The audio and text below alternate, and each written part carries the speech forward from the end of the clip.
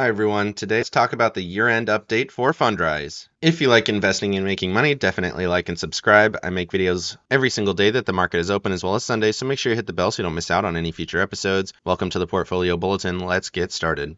So in their year-end investor letter, they say the hard part for real estate is over, and they're pointing mostly to rates in this case. Rising interest rates were difficult for real estate, and we'll take a look at that versus the major real estate ETFs as well. I'm sure they'll reference it in this article. But over the last 12 months, they've seen the single most challenging year for real estate since 2008, and they mentioned that here, which included negative performances on significant portions of the Fundrise portfolio. So it's been a tough year for them. We'll take a look at my portfolio and my returns for this year. They weren't negative across the board, but definitely negative on some portions. And then they show the charts here, interest rates moving with real estate prices. And this chart shows interest rates inverted here. So as interest rates are going up, real estate prices are going down. A little bit weird chart, but they're showing a correlation. So real estate prices in yellow, interest rates inverted in blue. So they go together. And as interest rates are expected to fall, at least at some point this year, they're expecting real estate prices to go higher. And then they move on and say they did get it wrong, and they mentioned it in the mid-year letter as well. This hiking cycle is taking longer than they expected, and the market downturn is also taking longer to happen than they expected. They're saying they do expect it to happen by the middle of 2024, which would be about 8 to 12 months after the last rate hike, and that's about the same time that we're looking for that rate cut as well. And then they continue this 2008 comparison with apartment prices. They fell 29% during the Great Recession, and during this last hiking cycle, they fell 35%, which is obviously going to weigh on their portfolios. So bigger moves down than the Great Recession in apartment pricing due to those rate hikes. And then they parrot the old adage, you cannot fight the Fed. As interest rates go up, the gravity of those interest rates are going to pull down real estate prices, regardless of underlying fundamentals. And their prediction is, as these interest rates get cut this year, then hopefully we should see these prices reverse at least a little bit. But with this big downturn does bring opportunity. They do have a long dated view on investing, and you should know that if you're an investor with Fundrise at this point. They're saying they're potentially going to take advantage of some of these market dynamics to get into some properties for some cheaper prices. And then moving on here, they do say that the big things matter. They saw interest rates go to zero and unprecedented government stimulus, which did push prices up, and now we're seeing the inverse of that with the fastest rate hiking cycle in nearly 50 years. And that's obviously going to be a tumultuous time.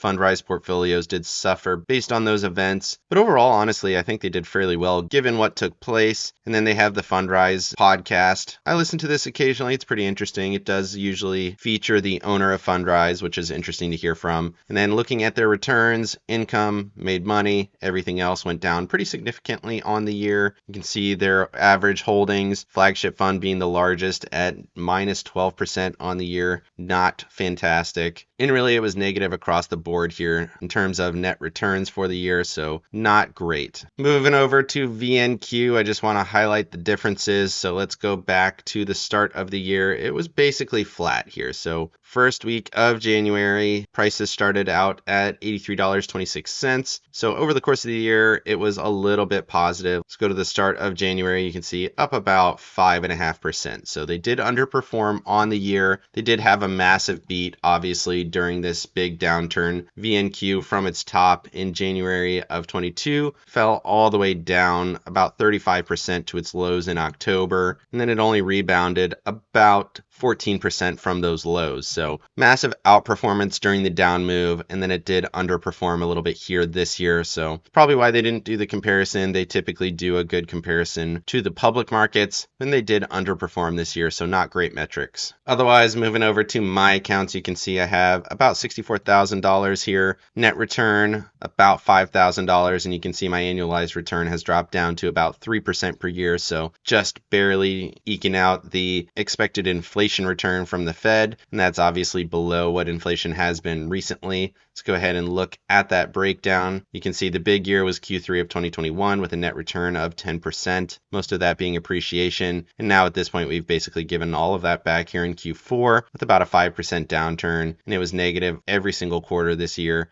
So not great, plus a little bit of advisory fees. They don't charge you a lot, but it is annoying when you're seeing negative returns and advisory fees. You can see flagship fund, 5% annualized, big down move on the year, negative across the board in Q4. And then you can see private credit did well, 25%, so that does seem like a good place to be right now. And I have upped my holdings there, so I continue to add money a little bit more every single month. And that's mostly in debt-based funds where they're making decent money. And then I do have a little bit in the venture fund, which is up slightly. It seems to be doing okay this year as well. And then this is my stock in Fundrise. I've put in about $10,000 and they say that stock is worth about $17,000 now, which overall is their best returning asset, which is a little bit funny. Not typically what you want to see, but I think that's typically how it works, to be honest. Moving over to my invest, you can see $250 every single month. I did bring that down a little bit to try to move some money around, but still doing $250 every month. And then you can see my dividends here for the quarter, $153, which is not very much on my overall holdings, but it's still better than nothing. And then looking at their building wealth tracker, they still say that I'm on track to hit my $500,000 goal by Q2 of 2041. We'll see if that holds up. And they say by that time I should have invested about $125,000, so should have a pretty decent return according to them. And they say my upside is all the way up to $1.25 million as long as I continue to contribute that money every single month. But overall, based on this article, maybe this is the time to start investing in Fundrise a little bit more aggressively. They say the upswing is coming with falling interest rates, and we should see a recovery in these portfolios. I think it'll be interesting to see if that takes place. It's already a pretty substantial portion of my portfolio, but I'll continue to add a little bit of money as I've been doing. If you're not invested in Fundrise and you want to be, please use the link in the description. It does get you a period of no investor fees, so that's pretty nice, and it does support the channel. Let me know down in the comments section what you think of Fundrise. Is it an opportunity right now?